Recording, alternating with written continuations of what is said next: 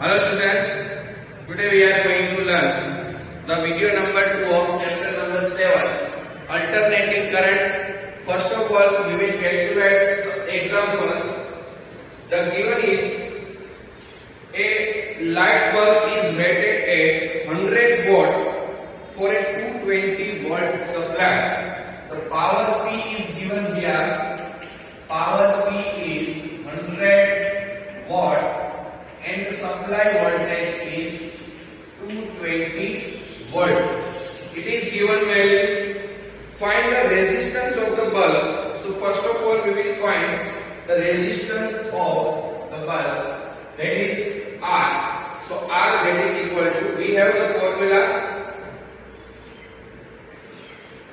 R equal to V square upon P. So V square upon P, that is 220 into 220 upon P, that means 100. So 0 0 will be cancelled, and 22 into 22, that means 484 ohm. So this is our value of resistance, 484 ohm. Second one is the peak voltage of the source. Peak voltage, that means maximum voltage. So we are having the formula Vm, that is equal to root 2 into V. So root 2 into V is our 220 volt. The value of root 2, that is equal to 1.41. So we will have the answer 311 volt. This is our answer. Now the third one is the RMS current through the bulb. Current through the bulb. So we can write current. We have the formula P equal to I into V. So if we find I equal to P upon V. So P upon V, that means the value of P is 100 watt and the value of V, that is 220 watt. So here 220. So the answer will be 0.450. 0.450 ampere. This is our answer. In this very simple way, the first thing we have to remember these formulas. Then and then we can calculate the sums easily. So the formula is very important thing for calculating the sums. Now going further with the theory. Representation of AC currents and voltage by rotating vectors called phasor. Representation of AC currents and voltage. So here we will write representation of AC voltages and current by rotating vector called phasor. That is called phasor diagram. We will show the current and voltage by rotating vector. The rotating vector is called the phasor, and we can also say the phasor diagram of current and voltage over here. So we can write that in the previous section we learned that the current through a resistor is in phase with the AC voltage. But this is not so in the case of an inductor, a capacitor, or a combination of these circuit elements. If we have the circuit with having only resistance, then if we have only resistance in the circuit, then the current and voltage can be in phase with each other. But if we have the inductor or capacitor or the combination of inductor and capacitor in the circuit, then we can say, or there may not be in phase current and voltage with each other. So simply we can say that if we we have only resistor in the circuit, then the current and voltage will be in phase with each other. But if we have inductor or capacitor or the combination of inductor and capacitor, then the current and voltage will not be in phase with each other. So how can we show this? So let us start that. But this is not so in the case of inductor and a capacitor. So now we use the notation of phasors. The analysis of an AC circuit is facilitated by use of phasor diagram. A phasor is a vector which rotates about the origin with the angular speed of omega. Here the vertical component of phasor V and I represent the sinusoidal varying quantities V and I. The magnitudes of phasor V and I represent the amplitude of the peak values. So here we will write that if we have here the wave, we have the value of current and voltage. This is our voltage wave. We can write in V, and this is our current wave. So this is our current wave, which are in phase with each other. So here this is our current wave, or we can write this I. So this is the waveform of current and voltage wave. But now if we have the average value or the RMS value of the current and voltages, so we can write that the current,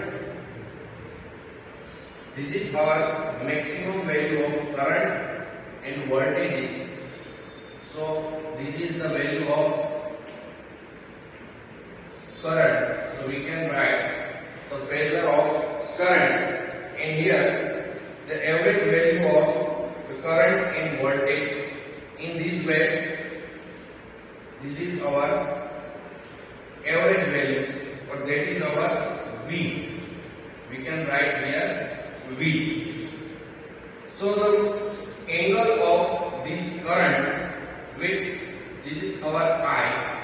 This is the vector of current, this is the vector of voltage, and the angle with this our x or reference axis, that is omega t1, or we can write this is our maximum value, so that we can write it Im sin omega t. This is our average value. This is our Im sin omega t, and this is our Im or Vm sin omega t1, or here we can also write t1. So in this way we can represent the vectors. This is our vector of voltage, and this is our vector of current. This is the phasor representation or phasor diagram of voltages and currents. So this is the way in which we can represent the current and voltages in a phasor diagram. So the projection of voltage and current phasors on vertical axis, Vm sin omega t and Im sin omega t respectively, represent the value of voltage and current at that instant as they rotate with frequency omega curves. This phasor rotates about at this point in a rotational motion over here. Now we will consider the circuit having AC voltage applied to an inductor. AC voltage applied to an inductor. So if you have the only inductor in the circuit, so the circuit will be like this. This is our AC supply voltage, and this is our inductor in the circuit. So this is our inductor. So we can write epsilon, and here the inductance is L of the circuit. Now if we apply the Kirchhoff's law, here we can write applying applying Kirchhoff's law, Kirchhoff's law to the circuit, So here we can write epsilon equal to here L and di by dt, L di by dt. We can also write this epsilon minus L di by dt equal to 0. So that means epsilon equal to L di by dt. So this is our formula which we have taken from the Faraday's law. It is also like this. So epsilon or V. Here our voltage is V. So we will write here V. This is our V. So V equal to L di by dt, where the second term is the self-induced EMF of Faraday's EMF and L is the self-inductance. Here self-inductance. This is our L is our self-inductance. Now the inductor, the negative sign follows the Lenz's law, and di by dt that is equal to V by L. V by L that is equal to di by dt here. Now what is the value of V? So V is equal to Vm sin omega t. We can write the value of V, that is Vm sin omega t upon dt. This is our formula. Now then after, if we will have the dt from both the sides multiplied with dt, then we have the equation implies that the equation for IT, the current as a function of time, must be such that the slope of di dt is sinusoidally varying quantity with the same phase as the source voltage and as amplitude given by Vm upon L. So di by dt that is equal to Vm by L. Here we can write di by dt that is equal to Vm by L. So this is our Vm by L. Here will be also this is our di by dt, V by L. So V is equal to, here L will be here. So V by L, di by dt, that is Vm upon L. So dt will not be here. So Vm upon L, that is sin omega t. And here Vm upon L sin omega t. Sin omega t into dt. Here it will be also dt. So here we will start that di by dt, that is equal to total I, that is total current I, equal to minus Vm upon omega L cos omega t minus or plus constant. This is our constant term of the integration. So we will have the integration of both the sides. If we have the integration, then we have to, this dt will be cancelled. In the integration of di dt I, this is Vm by L, that is our constant. The integration of sin omega t, the integration of sin omega t is equal to minus cos omega t, and omega t, integration of omega t will 1 upon omega. So in denominator omega n plus constant must be there in the integration. Now the integration constant as the dimension of the current is time independent. Since the source has an EMF which oscillates symmetrically about 0, the current it sustained also oscillates symmetrically about 0, so that no constant or time dependent component of the exists using here. So the minus cos omega t, if we have the minus cos omega t, here minus cos omega t, that is equal to sin omega t minus pi by 2. Omega t minus pi by 2. So we can write I equal to Im.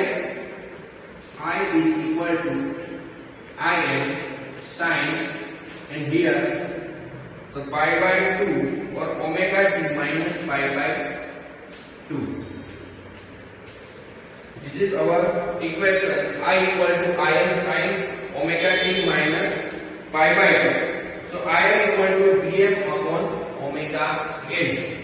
Here Vm upon omega L, this is the value of Im. So we can write here the Im that is equal to omega L, or Vm upon omega L. This is the very important thing. I am equal to Vm upon omega L. So we can write this Im, that is Vm upon XL. So the XL is the value of XL, that is omega L. It is called inductive reactance of a circuit. That is called inductive reactance. We can write inductive reactance here. XL is our inductive reactance. So I am equal to Vm upon XL. This is our formula. I am equal to Vm upon XL.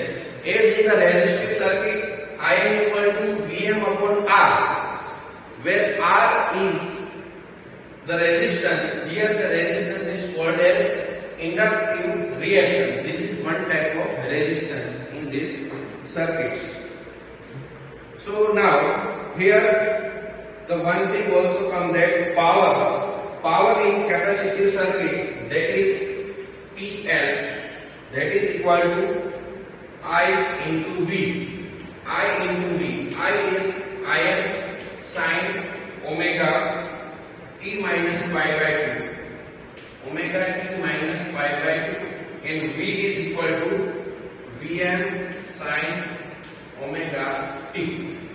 Power P is equal to I into V. I is Im sin omega t minus pi by 2, and V is Vm sin omega t.